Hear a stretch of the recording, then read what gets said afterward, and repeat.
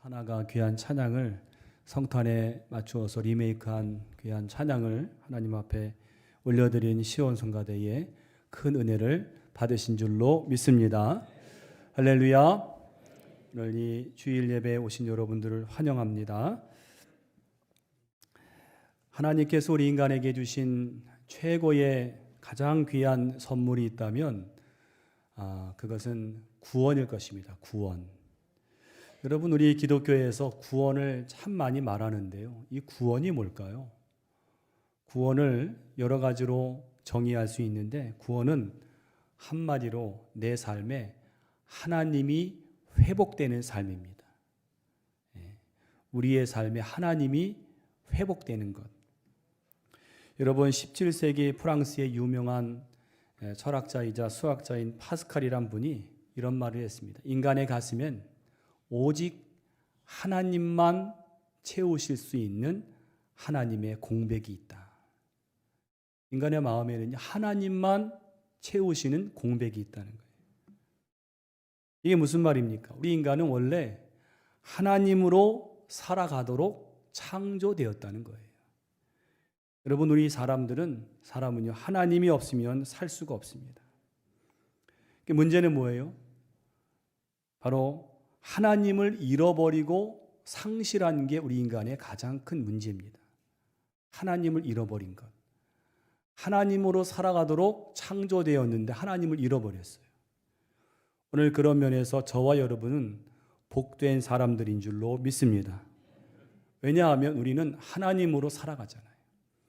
오늘 이 주일에 세상 사람들은 일요일이라고 해서 다른 것을 하지만은 여러분들은 하나님을 기억해서 나와서 예배하시잖아요. 제가 어렸을 때 한 번은 무슨 잘못을 했는데 아마도 그게 저희 어머님 속을 많이 상하게 해드린 것 같습니다. 어느 순간부터 어머님이 제게 한마디도 얘기를 안 하시는 거예요. 없는 사람 취급을 하더라고요. 사실 처음에는 이게 좋은 줄 알았습니다. 잔소리도 안 하시고 야단도 안 치시고. 근데 시간이 갈수록 불편한 겁니다. 나중에는 죽겠는 거예요. 차라리 그냥 혼을 내고 그냥 때리시는 게 더 나을 텐데, 혼은커녕 아무 간섭도 아무 말씀도 안 하시고 그냥 내버려 두시는 거예요. 사실 그러면 자유로운 느낌이 들고 좀 더 행복해야 될 텐데 그게 아니더라고요. 행복하지 않더라고요. 중요한 사실은 제 삶에 어머니라는 존재가 사라지고 보니까 이게 밥을 먹어도 먹는 게 아니고 놀아도 노는 게 아니고 하루 종일 가시방석인 거예요. 그야말로 지옥이더라고요. 나중에 다시 어머니가 저를 이제 용서해 주셔서 어머니가 제 삶에 다시 회복이 되었을 때 비로소 구원이 임한 줄로 믿습니다. 저에게 구원이었어요. 여러분, 아담과 하와가 하나님의 명령을 어기고 죄를 범했죠. 그들이 범죄한 다음에 바로 하나님을 피해서 하나님을 볼 수가 없으니까 이 숲을 뒤에 숨었습니다. 여러분, 그들이 죄를 짓고 잃은 가장 큰 게 뭔지 아십니까? 뭘 잃었을까요? 다른 게 아닙니다. 바로 그들은 하나님을 잃어버렸어요. 그들이 하나님을 잃어버린 순간 그 낙원인 에덴 동산이 지옥이 되는 거예요. 하나님을 잃어버리고 나니까. 여러분, 우리 사람은 다른 게 지옥이 아닙니다. 아무리 편안하고 아무리 안락하고 아무리 풍족해도 하나님을 잃어버린 삶은 지옥이 되는 것입니다. 인간이 하나님을 잃어버리면 뭘 해도 편안하지 않고 뭘 해도 기쁘지 않았습니다. 왜 그렇습니까? 우리 인간에게는 하나님만이 채우실 수 있는 공백이 있는데, 하나님을 상실한 사람은 그 공백이 뻥 뚫려서 살기 때문에 뭘 해도 만족감이 생기질 않죠. 여러분, 그렇다면 구원이 무엇입니까? 바로 그 하나님을 잃어버린 그 삶에 다시 하나님을 회복하는 것이 구원인 줄로 믿습니다. 그런데 우리가 어떻게 이 하나님을 회복할 수 있을까요? 우리의 힘과 노력으로 가능할까요? 우리의 행위와 공로를 가지고 될까요? 안 된다는 겁니다. 그거로는 안 됩니다. 우리의 행위로도, 종교로도, 철학으로도 안 됩니다. 여러분, 사람들이 이렇게 이제 행복하기 위해서 일하고, 노력하고, 공부하고, 자아를 실현하고, 때론 남을 도와주기도 하고, 이런 모든 것들은 궁극적으로 구원을 얻기 위함입니다. 구원을 얻기 위함이에요. 다시 말해서 하나님을 잃어버림으로 말미암은 그 공백을 메꾸기 위해서 사람들이 애를 쓰는 거죠. 그런데 인간의 노력과 행위로는 그 공백이 메꿔지지 않는다는 것입니다. 특별히 여러분, 인간이 하나님을 회복하려면 죄의 문제를 해결해야 됩니다. 왜냐하면 하나님은 죄와 함께 거하실 수 없는 분이기 때문에 그렇습니다. 그런데 우리 인간은 이 죄를 해결할 방법이 우리 인간에게는 없어요. 여러분, 우리가 이 죄 문제를 어떻게 해결할 것입니까? 바로 오늘 1절 말씀에, 본문 1절 말씀에 그 답이 나와 있습니다. 1절에 보시면 그러므로 우리가 믿음으로 의롭다 하심을 받았으니. 여러분, 우리가 죄 문제를 해결하고 하나님을 회복하는 방법은 하나님으로부터 의롭다 하심을 받는 것입니다. 다시 말해서 우리 노력으로 의로움을 얻는 것이 아니라 하나님이 우리를 보시고 의롭다고 여겨주시는 거예요. 그것이 바로 구원인 줄로 믿습니다. 어린 자녀 둘이 이제 엄마가 없는 동안에 집안에서 놀다가, 정신없이 놀다가 그만 집안에 아주 귀한 도자기를 깨뜨렸습니다. 큰일 났습니다. 도자기를 깼기 때문에 이제 꾸중을 받고 벌을 받을 거다라는 생각에 아이들이 안절부절 어떻게 할까 고민을 합니다. 이 깨진 도자기를 싹 치우고 거짓말을 할까? 아니면 솔직하게 다 말씀드릴까? 그렇게 서로 얘기하다가 드디어 엄마가 돌아왔습니다. 다행히 아이들이 자기들의 잘못을 솔직하게 엄마에게 다 말합니다. 엄마, 우리가 잘못해서 이 도자기를 깼어요. 라고 말하고는 아이들이 앙 하고 우는 거예요. 우리가 도자기를 깼어요. 앙 하고 우는 거예요. 왜 울까요? 그들 생각에 이제는 야단을 맞고 벌을 받을 것이다. 그렇게 생각했기 때문입니다. 그런데 이 엄마는 굉장히 좋은 엄마 같습니다. 여기 계신 엄마들은 다 그럴 줄로 믿는데 이 엄마가 아이고 그랬어? 다치지 않았어? 괜찮아? 야, 괜찮아. 너희들이 다치지 않았으면 괜찮아. 여러분, 이 아이들의 잘못은 어디 갔지요? 아이들은 분명히 잘못을 했고 그 잘못의 대가가 있을 걸로 생각했는데 어머니 한마디 말해. 괜찮아. 그 잘못과 처벌은 다 사라졌어요. 바로 아이들이 의롭게 된 것입니다. 여러분, 우리가 죄가 너무 많은데 우리가 어떻게 이 구원을, 이 많은 죄를, 이 죄에서 어떻게 구원을 받고 하나님을 회복합니까? 우리가 어떻게 해야 하나님으로부터 의롭다 하심을 얻을 수 있습니까? 우리가 비록 아담처럼 범죄한 죄인이었지만 하나님이 우리에게 오늘 뭘 주셨는가? 놀랍게도 의롭다 하심을 주셨다는 거예요. 할렐루야.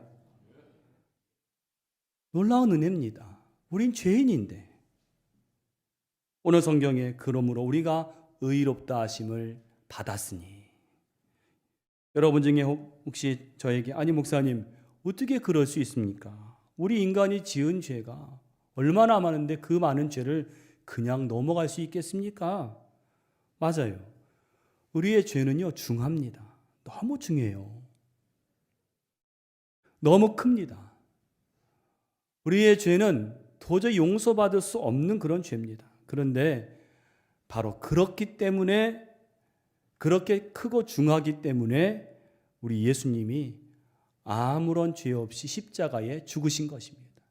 그렇기 때문에 여러분, 오늘 우리 8절 말씀, 유명한 구절인데요, 우리 8절 말씀 한번 같이 읽어보겠습니다. 우리가 아직 죄인 되었을 때에 그리스도께서 우리를 위하여 죽으심으로 하나님께서 우리에 대한 자기의 사랑을 확증하셨느니라. 아멘. 여기 너무나 귀한 말씀이세요. 우리가 아직 죄인 되었을 때에 우리 예수님이 죽으신 게요, 우리가 의로워서 그분이 우리를 위해 죽으실 만한 그러한 사람이어서 죽으신 게 아니라 우리가 아직 죄인 되었을 때, 주님이 우리를 위해 죽으신 것은 우리가 의로워서 죽으신 게 아니고 우리가 여전히 죄인임에도 불구하고 그런 우리를 위해서 죽으셨다는 거예요. 다시 말해서 예수님은 우리의 죄를 다 담당하시고 십자가에 죽으신 것입니다. 그러면 우리가 이렇게 질문할 수 있죠. 아니, 왜 그렇게 죽으셔야 했는가? 바로 하나님이 그렇게 하셨어요.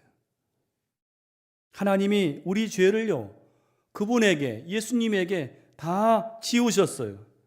그리고 십자가에서 죽게 하셨습니다. 누구를 위해서요? 우리를 위해서, 저와 여러분을 위해서 죽게 하신 하나님의 지극하신 사랑인 것입니다. 오늘 그러면 우리가 할 일이 무엇입니까? 바로 십자가에 죽으신 예수님을 믿음으로 바라보는 거예요.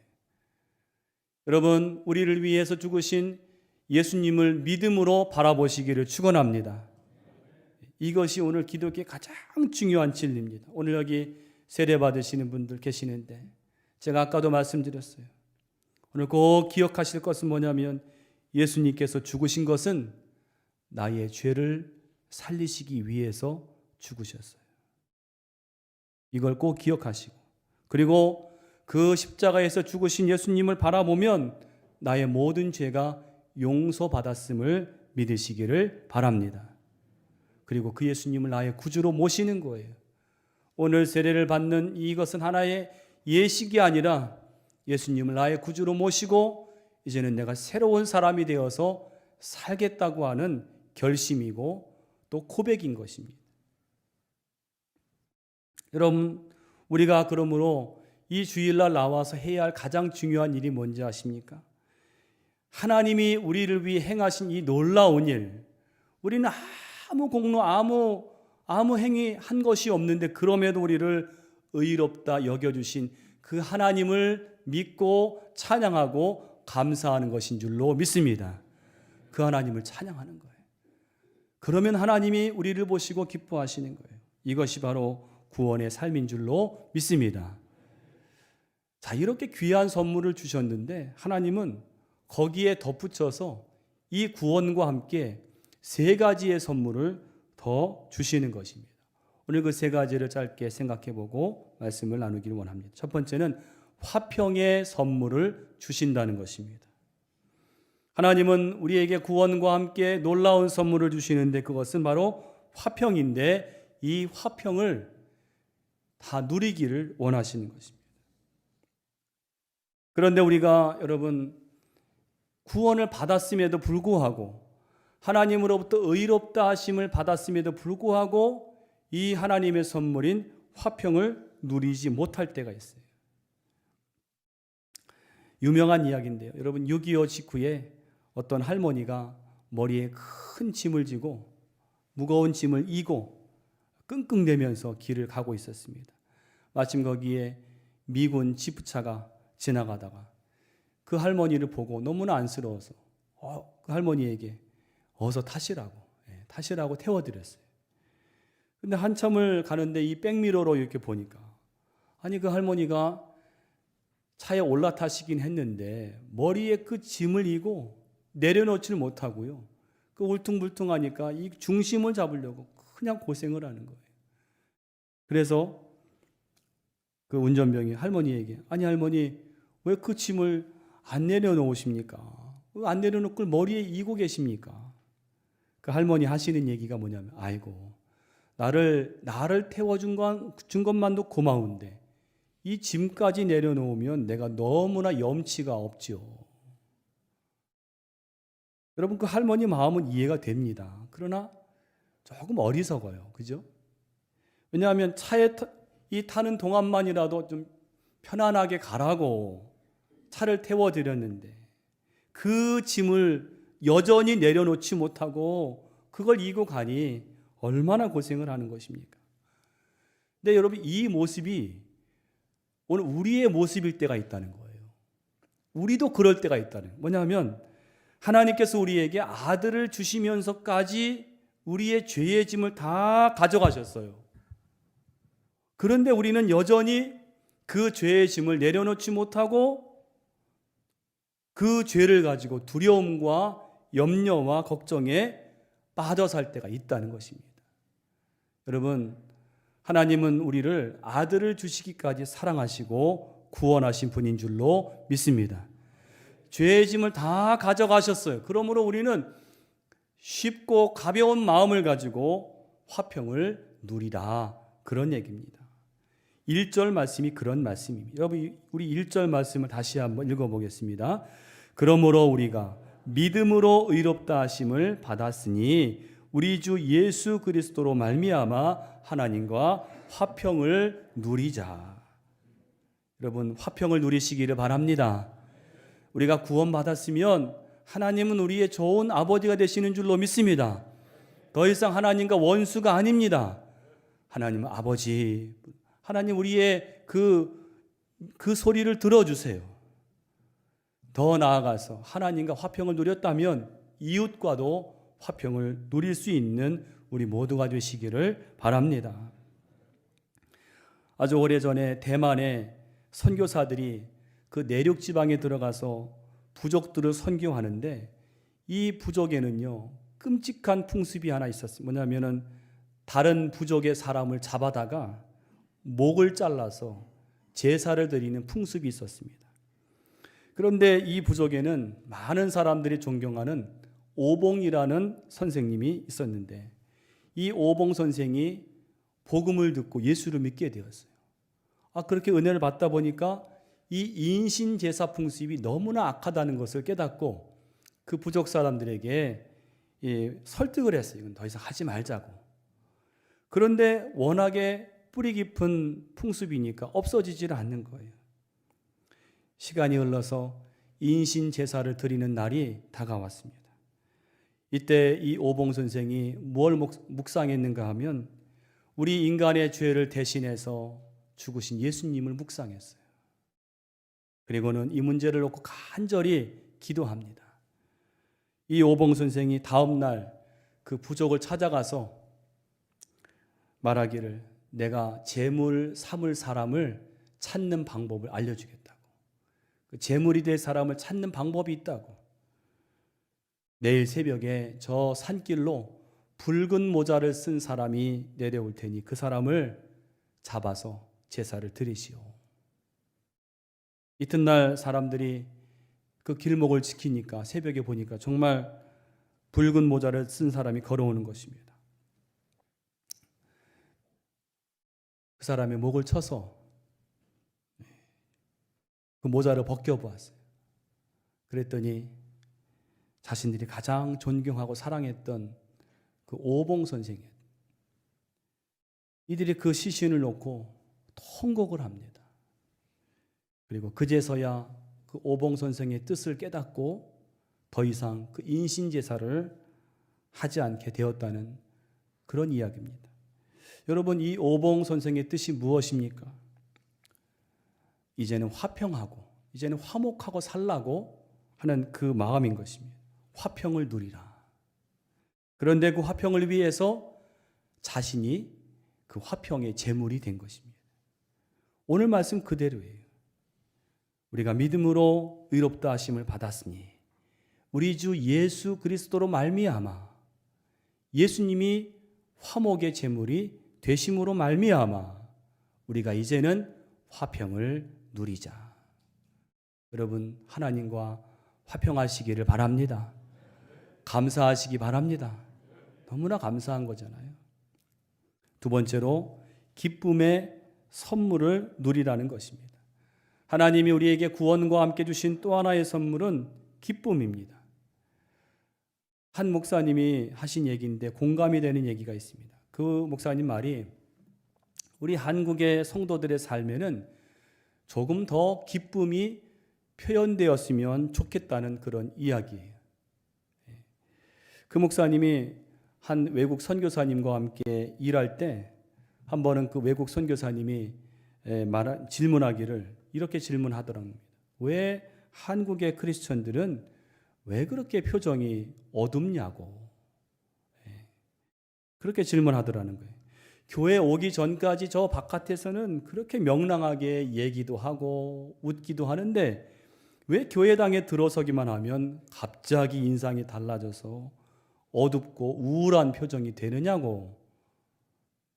이 목사님이 좀 찔리기도 하고 그러나 변명을 좀 해야 돼서 궁색한 변명을 하기를, 선교사님, 우리 한국의 교인들은요 예배당 안에 들어오면 주님의 십자가 고난을 묵상하기 때문에 좀 얼굴이 좀 어둡습니다.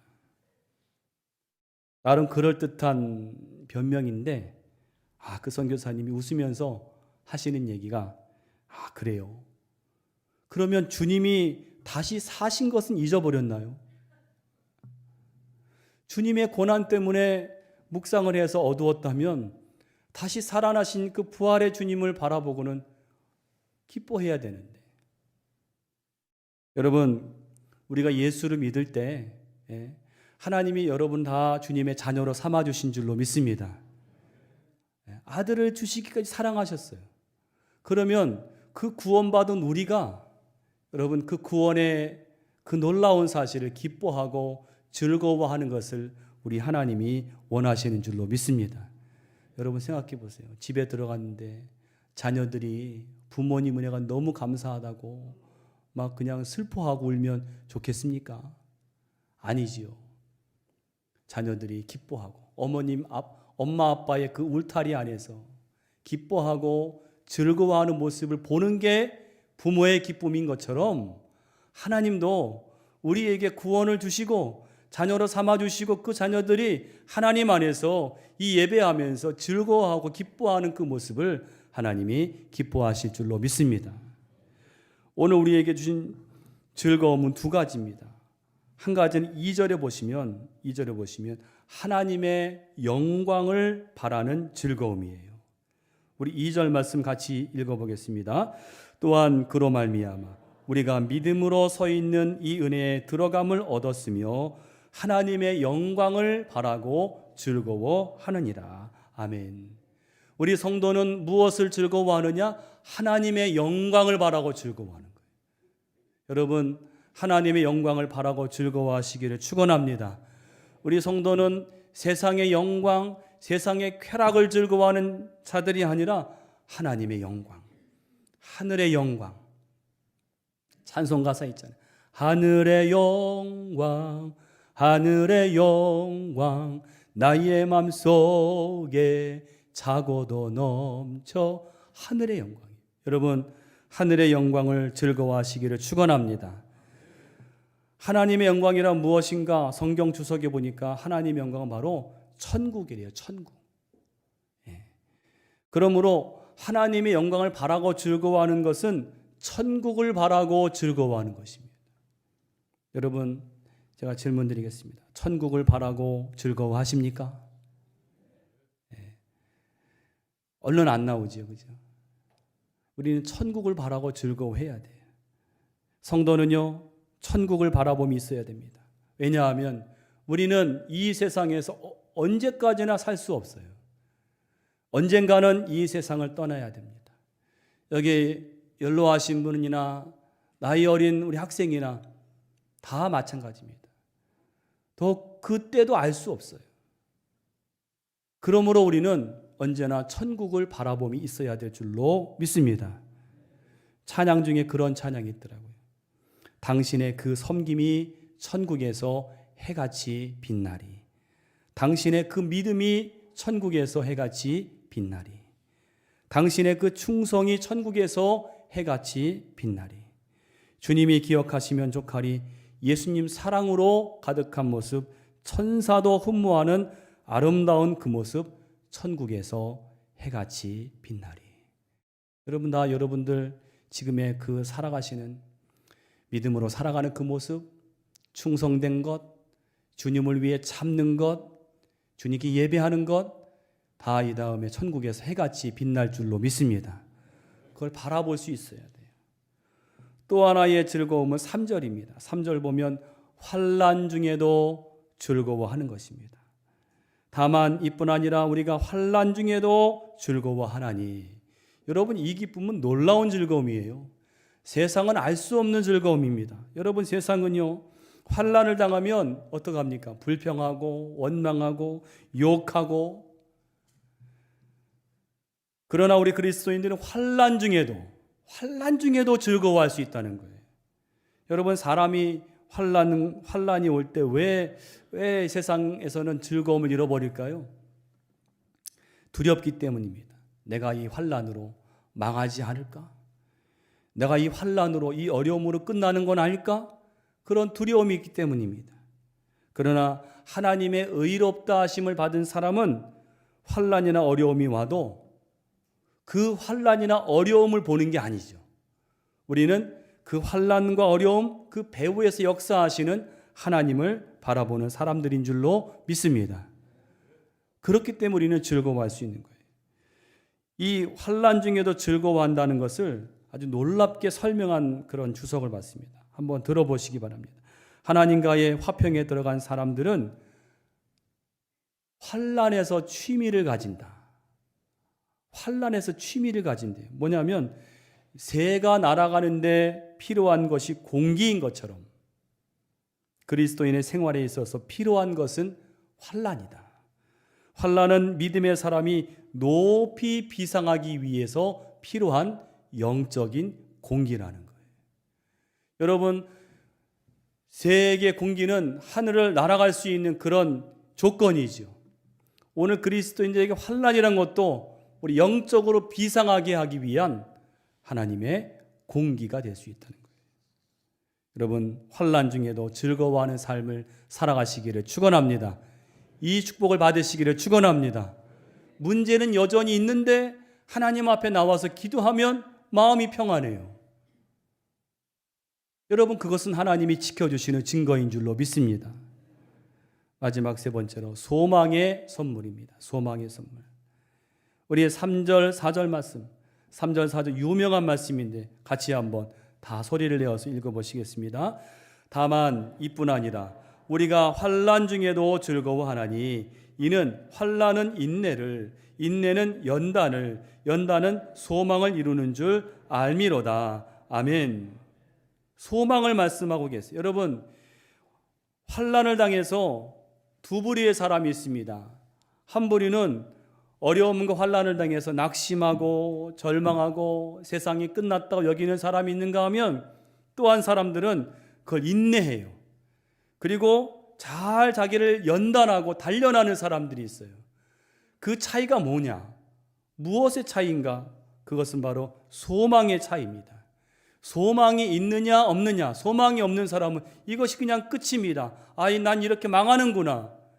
그러나 소망이 있는 사람은 그 어려움을 잘 이기고 잘 연단하고 마지막에 내가 승리할 것이다. 그런 소망을 가지고 나아간다는 것입니다. 한 건물의 입구에서 꽃을 파는 할머니가 계셨습니다. 이 할머니는 연세가 많으셔서 얼굴에 주름도 많고 옷차림도 행색도 허름했어요.